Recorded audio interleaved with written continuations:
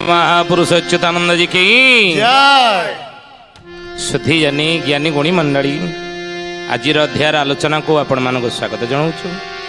आज मालिका वचन आलोचन आलोचना करने जाऊँगी। महापुरुष अच्युतानंद मालिकार लिखिंट जे 2023 मसीहा रजस्वला मही हेब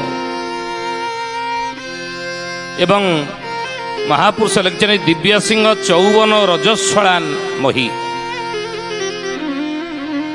अनुकूल 54 रजस्वला मही ई विषय में आलोचना करिबा जे अनुकूल 54 रजस्वला मही यार माने कौन यार अर्थ कौन आ से समयटा केतेबेले जेतेबेले अनुकूल 54 होइतिबो कहार